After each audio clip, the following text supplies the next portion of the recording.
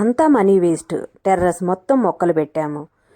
మొక్కల కోసం డ్రిప్కి money waste. ఆ డ్రిప్ది ఎందుకోసం పెట్టాం ఏంటన్నది ఏం అర్థం కాలేదు. అలా ప్రతిదీ ఏంటంటే మనం ముందు వెనక ఆలోచించకుండా ఒక ప్లానింగ్ లేకుండా పెట్టుకుంటూ వెళ్ళామనుకోండి, మనీ వేస్ట్ తప్ప ఏమీ ఉండదు. ఈరోజు మన గార్డెన్లో ఏమేమి మొక్కలు ఉన్నాయి, మొక్కలన్నీ ఎలా ఉన్నాయి అనేది ఇప్పుడు చూద్దాం.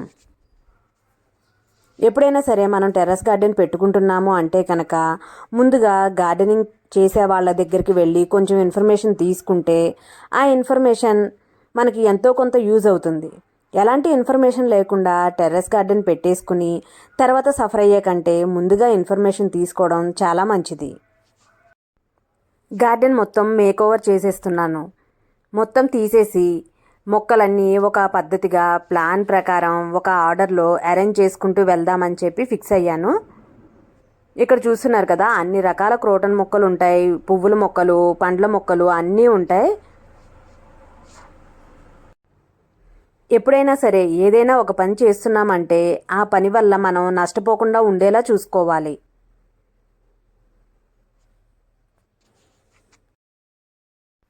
మొక్కలంటే మాకు ప్రాణం, మొక్కలు లేకపోతే మేము బ్రతకలేము అన్నట్టు హడావిడిగా మొక్కలన్నీ తెచ్చేసి కంగారుగా ఏం చేస్తున్నాం ఏంటి అనేది తెలియనట్టుగా పెంచేయాలనేసి మనం కుండీల్లో మొక్కలు పెట్టంగానే అవేం ఫాస్ట్గా గ్రో అయిపోవు. దేనికైనా సరే టైం పడుతుంది.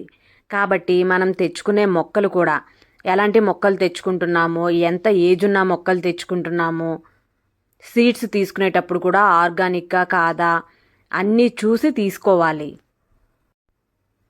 అలాగే మొక్కలు పెంచుకునేటప్పుడు చాలా అంటే చాలా ఓపికగా ఉండాలి. కొన్ని రకాల మొక్కలకైతే ఊరికే పురుగులు వచ్చేస్తాయి, బొంత పురుగులు ఇట్లాంటివి వస్తాయి. అవన్నీ కూడా చూసుకోవాలి. ఎప్పుడైనా సరే మనం మొక్కలు పెంచుకుంటున్నాము అంటే కనుక 50% మొక్కల గురించి నాలెడ్జ్ ఉంటే అప్పుడు మొక్కలు పెంచుకుంటాం స్టార్ట్ చేసుకోవాలి. మనం ఏంటంటే కొన్ని విషయాల్లో మినిమం నాలెడ్జ్ ఉంటే సరిపోతుంది, తర్వాత తెలుసుకోవచ్చు అనేసి అనుకుంటాము. కానీ మొక్కల విషయంలో అలా కాదు. ఎరువుల గురించి తెలుసుకోవాలి, ఫెర్టిలైజర్స్, ప్రోపగేషన్ మొత్తం అన్నీ కరెక్ట్గా తెలుసుకుని ఏ ప్లేస్లో మొక్కలు బాగుంటాయి, ఎక్కడ విత్తనాలు మంచిగా దొరుకుతాయి అన్నీ తెలుసుకున్న తర్వాత స్టార్ట్ చేసుకున్నామనుకోండి, మనం ఎక్కువ నష్టపోకుండా ఉంటాం. అలా కాకుండా ఫస్ట్లో మనం తెలిసి తెలియక చిన్న పొరపాట్లు చేస్తూ మొక్కలు సరిగ్గా పెంచుకోలేకపోయామనుకోండి, ఉన్న ఇంట్రెస్ట్ మొత్తం పోతుంది. అప్పుడు ఎంత కష్టపడినా సరే మనం ఏం చేయలేము.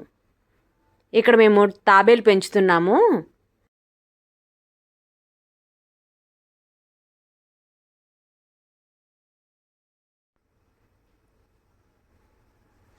ఇక్కడ చూస్తున్నారు కదా, కొన్ని రకాల క్రోటన్ మొక్కలు ఏంటంటే మనకి చాలా కలర్ఫుల్గా చేస్తుంది అన్నమాట గార్డెన్ని. ఇలా ఫస్ట్లో ఏంటంటే అక్కడ కొన్ని మనకేంటంటే ఎక్కువగా మొక్కలు ఫ్రీగా ఉన్నాయనుకోండి బాగా పెరుగుతాయి. అదొకటి నేను గమనించాను. ఇక్కడ చూస్తున్నారు కదా, టెర్రస్ మొత్తం కొన్ని ఫ్రూట్స్వి కొన్ని ఫ్రీగా ఉంటే బాగా పెరుగుతాయి అనుకున్న మొక్కల్ని ఫ్రీగా ఉంచేసాను అనమాట. అందుకని టెర్రస్ మొత్తం చూడండి ఎంత కలర్ఫుల్గా ఉందో. ఈ తర్వాత మొత్తం అంతా మేకోవర్ చేసిన తర్వాత అన్నీ దగ్గరగా పెట్టేయడం వల్ల ఇప్పుడున్నంత ఇదిగా అయితే లేదనమాట. ఈ వీడియోలో చూస్తున్నారు కదా మొక్కలన్నీ ఎంత బాగున్నాయో. నేను టెర్రస్ గార్డెన్ స్టార్ట్ చేసినప్పుడు మినిమం నాలెడ్జ్తోనే ఉన్నాను. నాకైతే ఇంత ఇదిగా ఎవరు చెప్పలేదు. స్టెప్ బై స్టెప్ నేను నేర్చుకున్నదే. ఓకే, ఇలా కాదు, ఇలా పెట్టుకోవాలి, ఇలా చేసుకోవాలి, ఈ టైంలో ఇలా ఉంటుంది, ఈ మొక్కలకి చీడ ఎక్కువగా వస్తుంది, ఈ మొక్కల్ని ఈ టైంలో జాగ్రత్తగా చూసుకోవాలి. కొన్ని మొక్కలకి వాటర్ ఎక్కువైతే చనిపోతాయి, కొన్ని మొక్కలకి వాటర్ తక్కువైతే చనిపోతాయి. అలా చూసుకుంటూ ఉండాలన్నమాట. ఏ మొక్కలు ఎలా ఉంటున్నాయి ఏంటి అనేది.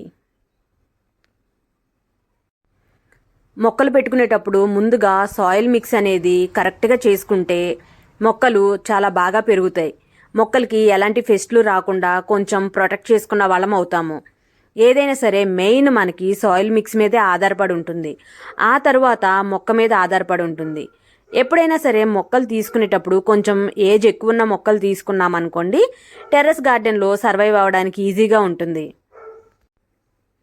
గార్డెనింగ్ గురించి నాకు తెలిసిన ఇన్ఫర్మేషన్ షేర్ చేశాను. వీడియో నచ్చితే తప్పకుండా లైక్ చేయండి.